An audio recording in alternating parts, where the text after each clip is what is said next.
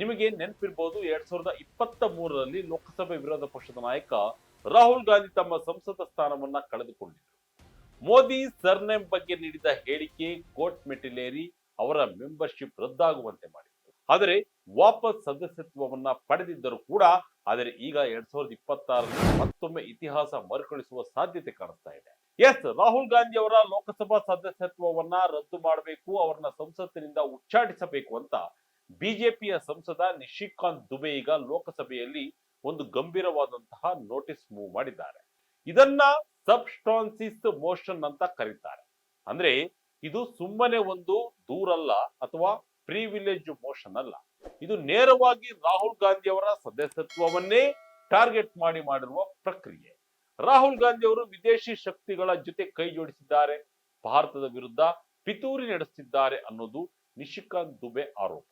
ಅಷ್ಟಕ್ಕೂ ಏನಿದು ಮೋಷನ್? ರಾಹುಲ್ ಗಾಂಧಿ ಅವರ ಸದಸ್ಯತ್ವ ರದ್ದಾಗುತ್ತಾ? ಅವರ ಮೇಲೆ ಮಾಡಿರುವ ಆರೋಪಗಳೇನು?